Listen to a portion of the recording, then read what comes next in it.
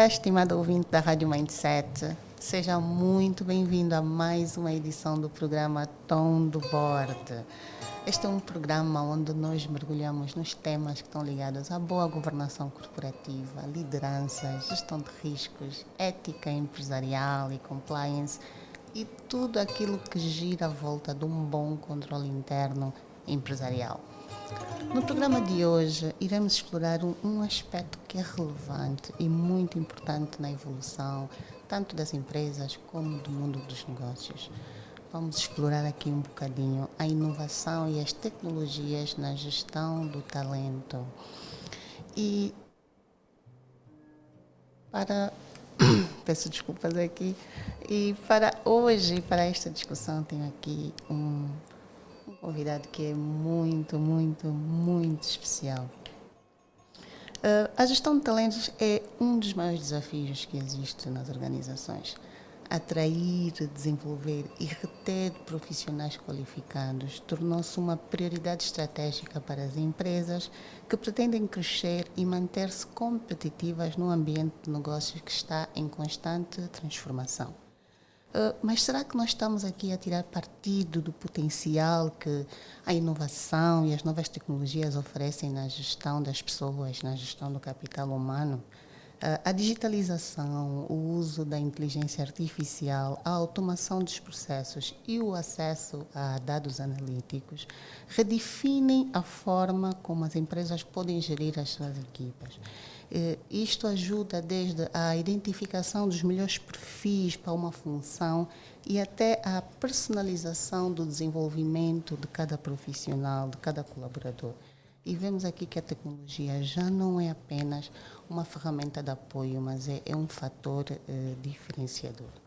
E como hoje vamos explorar aqui a inovação e as tecnologias, temos aqui um convidado que é um especialista no terreno da inovação e da tecnologia. E é com muito prazer que recebo aqui hoje o engenheiro Carlos Daniel. Seja muito bem-vindo, Carlos. Muito bom dia, Tatiana. Muito obrigado pelo convite. Agradeço tremendamente a si e a todos os ouvintes lá em casa. E estou expectante. O prazer é todo nosso, Carlos. O Carlos tem aqui uma trajetória que é um testemunho, não é, do que significa realmente paixão pela tecnologia. Ele é empreendedor, investidor anjo e líder no setor tecnológico. E tornou-se um nome incontornável quando se fala de inovação e transformação digital em Angola. Ele é o cérebro que está por trás da Mirantes Tecnologias, uma plataforma que está a revolucionar a gestão de talentos. E sob a sua liderança, a Mirantes tem desenvolvido soluções digitais que facilitam a gestão empresarial, com um particular enfoque na gestão de talentos e recursos humanos.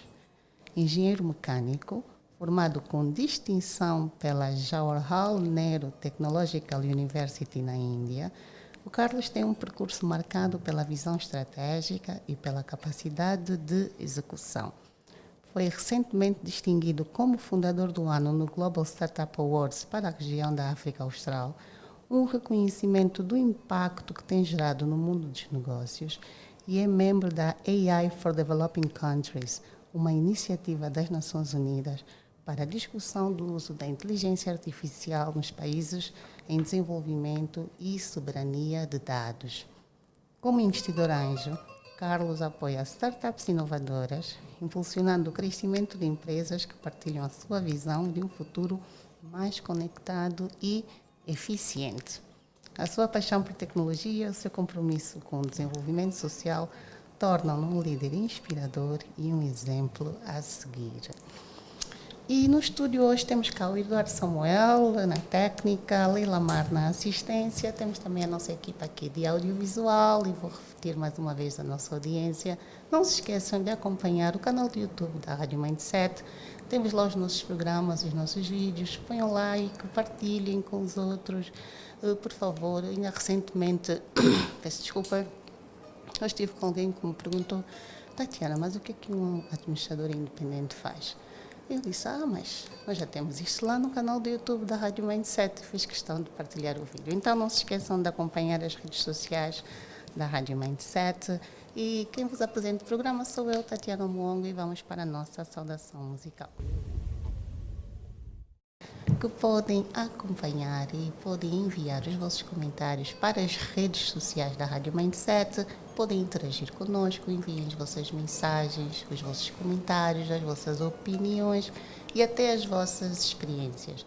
Temos a Rádio Mindset 5 no Instagram e temos também o nosso contacto do WhatsApp 931 992 715 931 992 715. Enviem as vossas mensagens, as vossas questões e aproveitem que está cá o Carlos Daniel, que ele tem muita coisa boa para partilhar. Se tem empreendedores por aí, aproveitem e mandar as vossas questões. Mas vamos aqui à nossa conversa, Carlos. Por que falar sobre tecnologia na gestão de talentos? A resposta mais simples, porque é inevitável hoje em dia.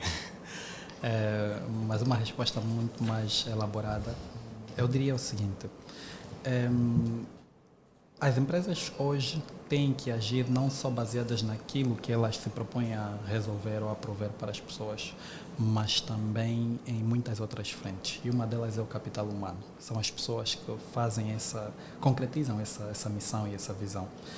E num mercado como o nosso, hoje em dia, é muito difícil competir quando você não obedece às regras mínimas do mercado.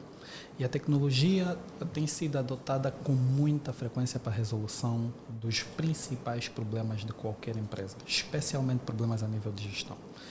E capital humano não está isento disso. Hoje existem muito poucas empresas que não usam nenhum tipo de tecnologia para salvaguardar os seus interesses a nível de gestão de alguma coisa. Claro que, a nível de capital humano, essa adoção, infelizmente, ainda não é, de certa forma, sentida com o mesmo nível de presença que as demais áreas. E há, na verdade, maior incidência de uso de tecnologia na questão do recrutamento e seleção de candidatos. Mas em questões muito mais aprofundadas, as empresas ainda têm um caminho muito longo a percorrer, e digo especificamente para as empresas de mercados como o nosso, não é? O mercado angolano, mas também eu acho que há uma tendência crescente na adoção destas tecnologias. Então, falar de tecnologia hoje na gestão de capital humano é falar sobre o que é normal, por definição, se fazer a nível das empresas, que é usar tecnologia, usar alguma forma de automação de processos para garantir maior eficiência, maior previsibilidade de resultados. Caso contrário, no manual voltamos a cometer erros que no passado as empresas já passaram e inclusive foram responsáveis pelo fecho de muitas portas. E quais são então aqui os maiores desafios que as empresas enfrentam na gestão de talentos? Bem, o mercado hoje é demasiado competitivo. Existem muitas oportunidades, mas elas não são igualmente distribuídas. E talentos há em todo lado. A grande pergunta que se coloca é: qual seria a melhor forma de garantir que essas oportunidades chegassem de igual modo a todos, para que nós pudéssemos, de facto, encontrar o melhor talento sempre que ele estivesse disponível? Eu acho que essa é uma pergunta que vale milhões para as empresas hoje em dia. Inclusive elas pagam por isso. Certo. E quando se trata especificamente de encontrar talentos no mercado como o nosso, nós temos muitos problemas. Nós temos um mercado extremamente jovem, o que significa que o nível de experiência médio é muito baixo. O angolano médio vai começar a trabalhar no próximo ano, está com 17 anos de idade. Certo. O que significa que as empresas ou se reinventam ou vão estar a lutar por um grupo de pessoas muito reduzido, que tem a experiência necessária para cumprir os requisitos mínimos que as empresas agora procuram. O que resta, naturalmente, basicamente é assim: a competição sobre os talentos com maior nível de experiência é simplesmente voltada às empresas que têm a capacidade de pagar por esse talento. O que significa que nós temos uma média muito mais cara do que países equiparados ao nosso, a nível de profissionais com experiência. E os profissionais que têm pouca experiência são deixados para as empresas que, de facto, não conseguem pagar pela proporção anterior. Então, num lado você tem empresas grandes que têm a capacidade de pagar pelos talentos mais experientes do mercado, mas do outro lado você tem um problema ainda maior. onde tem empresas pequenas que precisam de captar esse talento, desenvolver esse talento, e a parte da retenção é, de longe, sozinha, um problema colossal, porque todo o talento que é desenvolvido depois entra ou qualifica-se para aquele grupo que eu falei anteriormente, de pessoas experientes com capacidade para as empresas grandes. Então, para as empresas pequenas é um processo, um ciclo que nunca termina. Sem fim, exato. Que rapidamente ele perde, exatamente, ele perde aquele talento para outras empresas. Exatamente. Então, há aqui essa dificuldade que o mercado hoje tem em países como nossos, países africanos. Quando eu digo países como o nosso, assumo países africanos, países em desenvolvimento, onde você tem uma população muito jovem, e as empresas são obrigadas a adaptar-se a essa população. Caso contrário, restam apenas duas opções: ou pagar caro pelo talento que existe, que é muito pouco, ou então irmos atrás de mão de obra estrangeira. E de que forma é que a tecnologia pode então ajudar aqui na identificação, no recrutamento e na retenção dos talentos nas empresas? A tecnologia entra em várias facetas do problema, e se calhar é por isso que ela acaba sendo muito boa na resolução de alguns dos principais problemas a nível de captação de talento. Porque quando nós falamos sobre tecnologia, nós não falamos apenas sobre uma única tecnologia, um único tipo de tecnologia. Falamos de vários, falamos de redes sociais, falamos de ferramentas já internas para recrutamento interno dentro da empresa, falamos sobre uma série de coisas. E quando nós vamos fazer a adoção da tecnologia, nós temos também, infelizmente nós temos muitos problemas, infelizmente, mas eles podem sempre todos ser categorizados. E quando se trata da adoção da tecnologia, tu tens dois grandes problemas. Tens o acesso, por parte de quem precisa de ter a tecnologia para acessar a esses serviços, e tens naturalmente também a implementação, por parte de quem precisa de adotar a tecnologia para captar esses talentos. São dois problemas sem fim, sim, mas também já existe muita solução em torno disso. Hoje em dia, por exemplo, nós temos plataformas externas, como o caso do LinkedIn, onde o angolano, acho que nós temos, o LinkedIn da última vez que consultei, tinha uma base de dados de mais de 800 mil pessoas em Angola. Mais de 800 mil pessoas em Angola.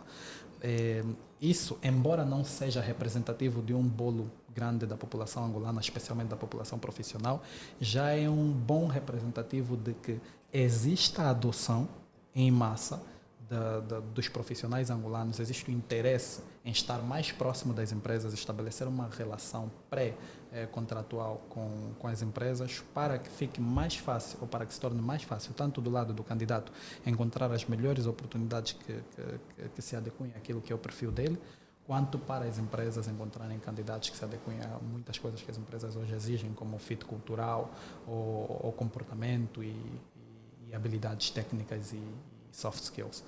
Então, existem sim problemas a nível de captação de talento, e uma única tecnologia não vai resolver isso, não vai, está fora de questão, porque eu gosto de estudar a história e eu gosto de perceber contextos. Há muito poucas coisas que nós passaremos que outras pessoas ou outros contextos já não o passaram. E nós temos países mais desenvolvidos, temos mercados mais desenvolvidos, como o mercado europeu e o mercado norte-americano, que hoje passam por problemas não de adoção da tecnologia, mas agora ainda relacionados à captação de candidatos, mas agora problemas muito mais complexos que advêm, inclusive, muitas vezes, da implementação da tecnologia. Hoje nós temos, por exemplo, os americanos e os europeus a reclamarem que, por causa da adoção de inteligência artificial, todos os candidatos parecem iguais. Então fica muito difícil hoje. Hoje você lança uma vaga para uma empresa e num espaço de 24, 48 horas, dependendo daquilo que é a reputação da sua empresa, você pode ser assolado com milhares de perfis. Como você seleciona enquanto recrutador, mesmo que você tenha uma ferramenta muito poderosa de triagem, como é que você seleciona numa poll onde você tem milhares de candidatos que usam as mesmas ferramentas para construir os seus perfis, usam as mesmas keywords, usam os mesmos níveis de habilidade, foram fazer a medição, são candidatos muito mais experientes a nível de construção do perfil, e naturalmente agora você tem 2.000 candidatos numa pool de 10.000 que correspondem exatamente aos à tua requisitos vaga, que você está à procura. Então, a implementação da tecnologia em mercados mais maduros, agora representa um problema porque a tecnologia agora precisa de ser refinada para lutar contra a tecnologia. Então, nós temos vários tipos de contextos para vários tipos de mercados. E nós ainda estamos, feliz ou infelizmente, ainda estamos num cenário em que a adoção é o nosso maior problema. Eu quero ter o máximo de talentos possíveis dentro de um ecossistema para que eu possa ir para lá e recrutar com a máxima conveniência possível. Em Angola nós vemos casos frequentes e aqui também as recomendações ainda são muito frequentes, ainda representam um grande número de contratados, mas nós hoje já vemos recrutamentos por intermédio de redes sociais que nem sequer são formais. Facebook, Instagram, TikTok. Então, isso é só um indicativo de que as empresas estão preparadas para ir ao extremo, para identificar candidatos, captar candidatos e de uma forma menos convencional do que aquilo que seria processualmente aceito. Então, existem sim as dificuldades, mas eu acredito que todos nós, todas as empresas, todas as pessoas em si, porque temos o lado das empresas, temos o lado das pessoas, estamos a tentar nos reinventar de forma a estarmos mais próximos das oportunidades. Mas depois aqui, como é que nós equilibramos em termos de procura e oferta? Por um lado, como é que as empresas podem se preparar para adotar tecnologias e estas plataformas que até já existem, e como é que do lado também das pessoas elas podem adotar, porque notamos aqui que a adoção ainda é baixa. Exato. Então como é que nós pomos as duas partes lá dentro? Na questão do acesso, nós temos premissas que as pessoas conseguem controlar, premissas que as pessoas e as empresas conseguem controlar. Por exemplo, uma empresa consegue controlar a sua presença online.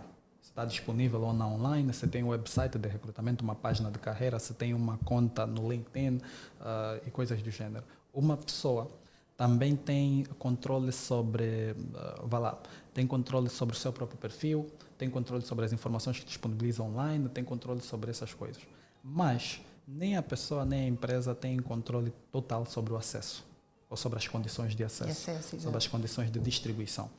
Uma pessoa que está numa área remota já não consegue ter acesso com a mesma versatilidade que uma pessoa que está no centro da cidade. E mesmo quando tem acesso, ainda tem questões de qualidade, por exemplo. Então, acesso à internet, acesso à luz da rede elétrica, acesso a uma série de condições que propiciam a construção de um profissional tão fora daquilo que é o domínio tanto das empresas quanto dos próprios profissionais. E não é à toa também que grande parte da massa que nós temos que adota a internet, que adota smartphones em Angola, ainda está fortemente presente em Luanda. Nós, dentro do nosso próprio trabalho, recebemos requisições quase que diárias de pessoas que nos acompanham a partir de Cabinda, Cunene, Benguela e tal. Mas quando você vai fazer, como empresa, quando você vai fazer uma avaliação, não é, da viabilidade de se estender para aquele território, você encontra um nicho muito reduzido para expandir atividades que são custosas a princípio.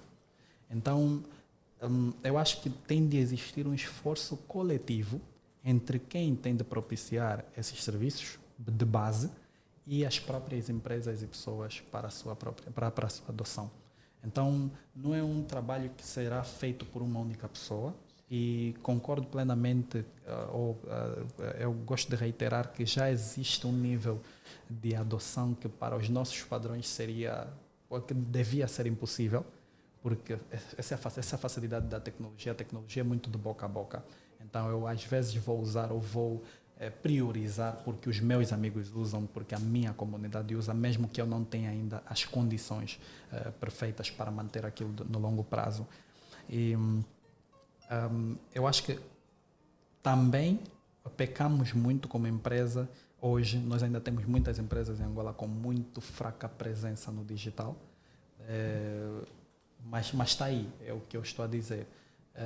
Enquanto o problema não for gritante, não é, para elas, enquanto elas ainda puderem fazer recomendações via primo, via tio, via sobrinho, não existirá essa necessidade gritante das empresas estarem presentes online e perceberem que essa presença não é só para a venda de produtos, mas também para a captação de talento.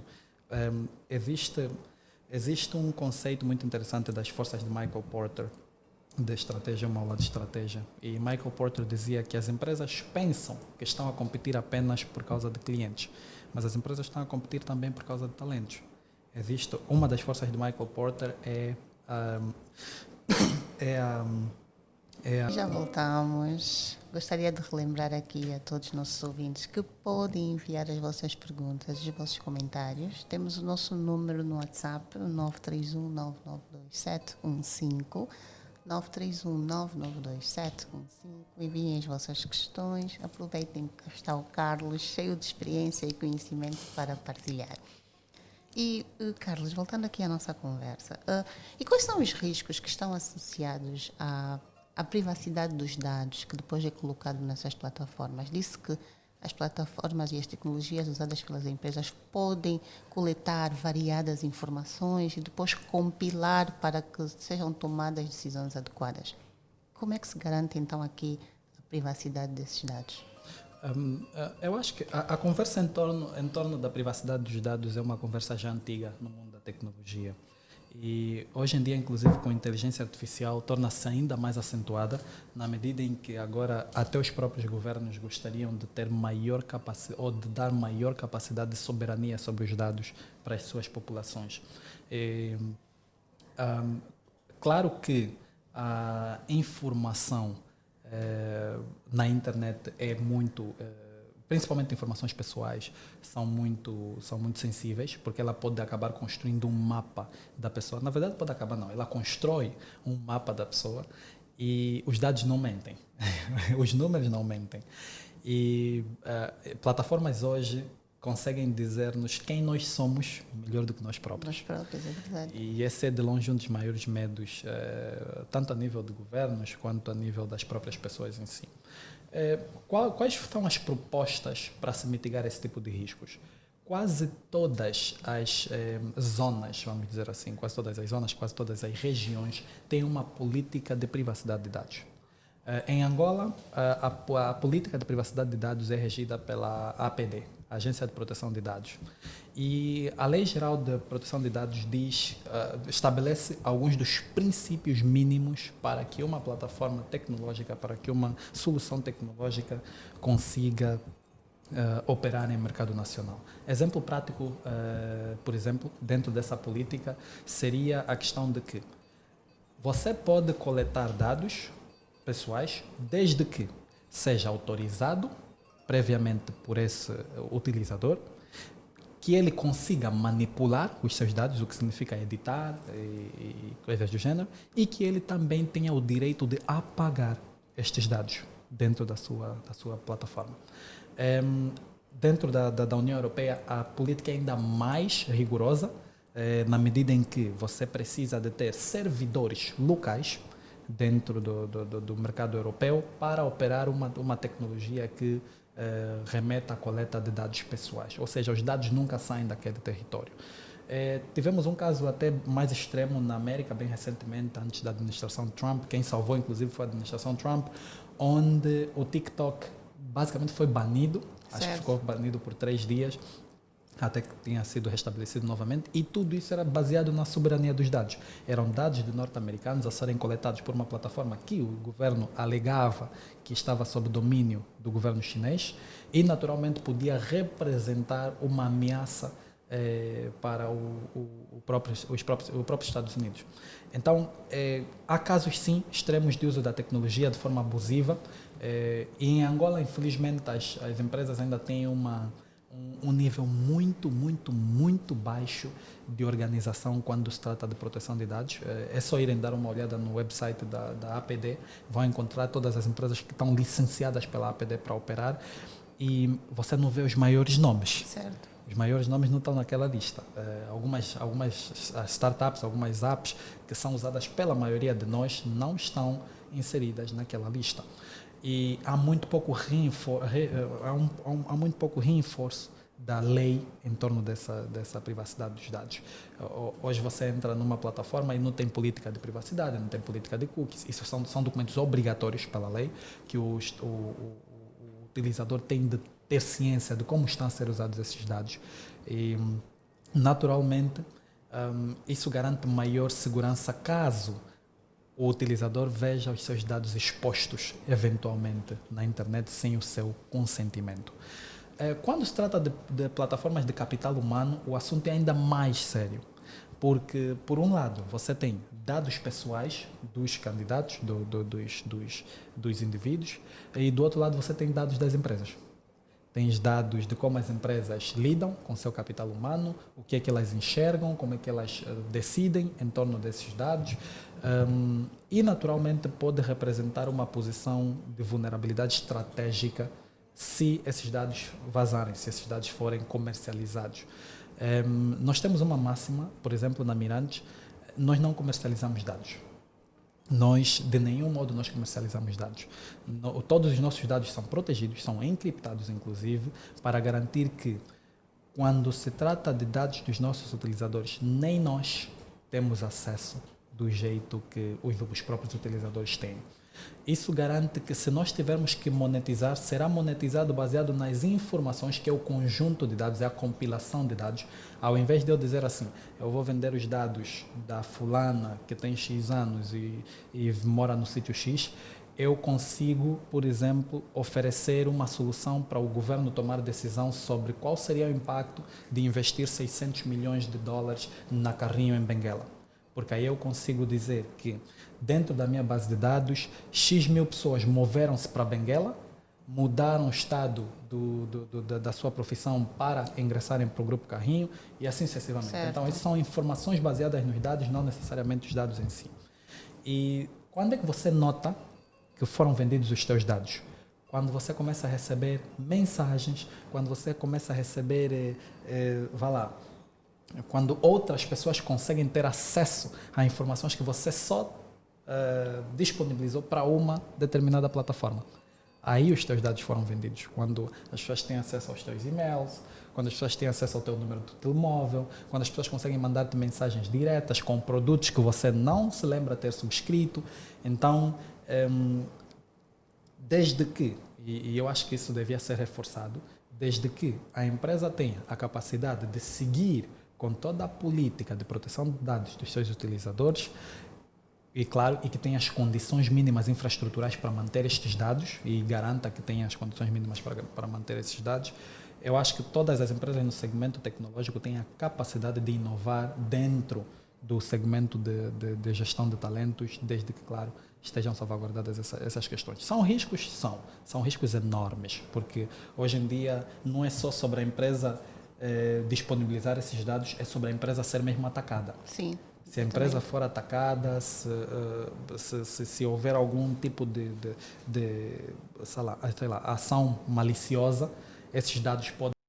O que considera, então, que são as competências do profissional do futuro? Ok. Agora usa-se muito uma máxima. Você não vai ser substituído por inteligência artificial, você vai ser substituído por alguém que usa inteligência artificial. Concordo em parte. Eu acho que as pessoas têm um medo exagerado da inteligência artificial. Eu acho que as pessoas têm um medo exagerado da inteligência artificial, porque a premissa básica sobre inteligência artificial está no nome, inteligência. Para se considerar inteligente, nós nem sequer temos uma definição em condições de inteligência hoje, depois de séculos de estudo. E para que você tenha uma definição em condições de inteligência, você precisa ter uma definição de consciência, precisa saber o que é consciência, o que é estar consciente. Esta é a pergunta de $1 bilhão da ciência.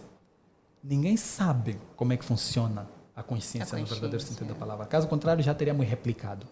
E enquanto nós não tivermos uma resposta para o que é consciência, nós não conseguiremos definir exatamente inteligência. O que significa que toda inteligência que não advir do homem vai ser mesmo isso que está lá atrás, artificial. Incapaz de substituir o ser humano quando se tratam de questões conscientes. Agora, o que está a acontecer é que a inteligência artificial, como qualquer movimento tecnológico, está a movimentar a direção do emprego no mercado. Então, muito pouca gente lembra, mas nós temos pessoas que ainda vivem, que trabalharam como, nós chamamos de que, em inglês chama-se bank teller. Sim, o caixa do banco. Exato. Aqueles indivíduos que ficavam mesmo num sítio, tiravam o dinheiro e entregavam às pessoas. Ou pior, nas empresas de telecomunicações temos as pessoas que o trabalho deles era só tirar um cabo de uma linha e conectar. Isso não foi há 100 anos atrás. Não. Isso não foi há 100 anos atrás. Não. Isso foi há 30 anos atrás. Exatamente. Foi nos anos 90, nos anos 80. Olha, eu digo muitas vezes aos meus filhos isto, porque eles usam tanta tecnologia hoje em dia. Eu digo, olha, eu não sou tão mais velha assim. Quando eu cresci, isso não existia. inclusive, algo que as pessoas pouco se recordam é que o inventor da internet ainda está vivo. Ainda está vivo, A internet é um dos poucos segmentos no mundo que todo mundo que inventou alguma coisa ainda está vivo. E também cresce muito rapidamente. Exato. Então, o que a inteligência artificial e o movimento tecnológico está a fazer nesse momento é trocar uns trabalhos por outros. Então, voltando à questão que foi feita, quais seriam as competências de um profissional do futuro? Um profissional do futuro é um profissional muito mais consciente do que nós somos hoje. Do mesmo jeito que nós somos mais conscientes do que a geração dos nossos pais. Hoje nós já discutimos questões mais fora daquilo que é a mecânica, daquilo que é a técnica empresarial. Hoje nós falamos sobre work-life balance, hoje falamos sobre a harmonia entre, o que é ético e o que não é ético dentro dos negócios. Nós já levantamos debates sobre isso, já temos maior conscientização ambiental. Sim. Então, o que eu acredito que vai acontecer é que muitos dos empregos vão estar voltados para estas áreas. Muita gente agora terá de usar a única coisa que a inteligência artificial não consegue substituir: o cérebro, a consciência. E a consciência envolve o quê? Criatividade, envolve o trabalho sob pressão, a inteligência emocional. Porque a inteligência emocional é a diferença entre dizer a um robô, olha, se ele não pagou a renda até hoje, elimina, tira da casa. E você chega lá com inteligência emocional e o robô vai fazer isso. Mas se você tiver inteligência emocional, vai tentar saber por que ele não pagou. E vai descobrir que se calhar teve a filha com uma doença ontem que impossibilitou pagar. E o que vai acontecer? Vai apelar à parte da sua consciência que diz que isso é humano e que nós podemos dar um período de moratória. Então, o profissional do futuro é um profissional muito mais consciente, um profissional muito mais voltado no desenvolvimento de habilidades de soft skills, não é? Que são mais voltadas àquilo que não é necessariamente técnico, mas que fazem toda a diferença no processo de tomada de decisão. É um profissional muito mais voltado ao entendimento de base de quais são as tecnologias que podem ser usadas para resolver problemas. Você pode não substituir a tecnologia, mas alguém ainda terá de tomar decisão sobre qual tecnologia resolve esse problema. Então, conhecer, daí a máxima, não é? Quem não vai ser substituído pela inteligência artificial vai ser substituído por quem conhece. Então, conhecer as ferramentas do teu segmento, estar sempre a par dessas ferramentas é muito importante para o futuro. Para um futuro em que você quer estar empregado, claro. E um último ponto, que eu acho que devia ser frisado, é que num futuro próximo, o que eu, particularmente, a minha visão particular de futuro profissional, está muito mais voltada para o conceito de gig economy, onde a maior parte de nós monetiza de alguma forma as informações que tem. E isso é algo que não se fala muito. Hoje em dia, nós temos economias inteiras a serem criadas dentro de nichos. Sim. O Yango é uma economia, não é uma empresa. O Yango é uma economia. Então, é uma economia onde você tem um marketplace, onde quem tem carro empresta para quem não tem, a troco de algum valor. Então, e nós vamos ver esse tipo de situações aparecerem à torta à direita. TikToks, YouTubes, são economias. Essas não são só empresas. Elas representam um movimento econômico, de gig economy, onde qualquer pessoa com um bocadinho de inteligência e criatividade consegue monetizar habilidades que de outro jeito precisariam de aprovação corporativa. Mas em termos da capacidade do profissional do futuro, e falamos um bocadinho sobre como as pessoas podem aumentar a exposição e como é que elas podem ser encontráveis, né? E também já estamos nos nossos minutos finais. Como é então que as pessoas podem se posicionar de forma que... Porque nós notamos agora, e há pouco quando comentou sobre que às vezes nós temos aquela mentalidade de quem é o mais vivo, nós notamos que muitas vezes os profissionais tentam usurpar o negócio do empregador, né? Porque Exato. ele aprendeu e depois rouba aquilo que às vezes como é que se diz? É algo protegido, é o segredo do negócio. Exato. E ele rouba e leva e tenta fazer aquilo por fora. Às vezes não faz da mesma forma nem com a mesma competência e acaba por dar um mau nome a algo que se calhar foi bem criado. Mas isso é só para dizer como é que os profissionais podem aprender de forma que, tanto para o lado corporativo e tanto para este lado que falou de gig economy, de criar aqui uma economia à volta do que você pode monetizar, do que você pode entregar, ele equilibrar isto e não tentar ser mais vivo e roubar de um lado para meter no outro. Eu vejo da seguinte forma. Eu não acho que isso seja a consequência das pessoas serem vivas, eu acho que isso seja a consequência dos tempos e da acessibilidade. Porque isso não acontecia 50, 60 anos atrás, porque para se entrar nesses mercados era necessário uma quantidade enorme de capital e de conhecimento. Hoje em dia, são duas coisas que estão disponíveis à torta e à direita. Sim. Hoje nós temos indústrias inteiras financeiras que foram construídas nos últimos 3, 4 anos para suportar novas formas de criatividade. Venture capital, hedge funds e tal, são todas instituições que foram construídas para alimentar essa nova forma. Então, essa velocidade não vai reduzir agora. As pessoas vão sair e vão tentar suprir as necessidades, vão sair das suas empresas, vão tentar suprir as necessidades que as suas empresas não fazem. E claro, se fazem dinheiro é porque ainda existe essa necessidade. Então, eu não vejo isso necessariamente como um mal, eu vejo como um movimento em que até as próprias empresas mais tradicionais têm que começar a se adaptar a isso. A banca vai ter que se adaptar às fintechs, a logística vai ter que se adaptar à shared economy, né, aos Ubers e tal. É uma questão de tempo até todos esses negócios começarem a ser disruptivos, todos, ou começarem a enfrentar disruptores. E, naturalmente, você como empregador, você como dono de empresa, tem duas opções. Ou ficar parado e olhar, ou adaptar-se e reinventar o seu negócio nestas direções. E nós estamos a ver isso nos Estados Unidos da América, que é considerado de longe o país da inovação. Você tem empresas como a Google que pareciam invencíveis a enfrentarem disruptores como o ChatGPT, como a OpenAI em 2022. E antes mesmo desse movimento de disrupção terminar, o próprio ChatGPT a enfrentar disruptores 2 anos depois. Pois, exatamente, com outras inteligências. Com outras inteligências. Então, isso é inevitável no mercado. Mais empresas vão surgir, mais empresas vão morrer, inevitavelmente mais novas formas de se fazer negócio terão de existir para suprir as necessidades do futuro, não da agora, mas do futuro. Porque, infeliz ou felizmente, eu acho que é felizmente, para ser sincero, eu gosto do progresso. Eu gosto do progresso e eu acho que a sociedade tem que evoluir continuamente.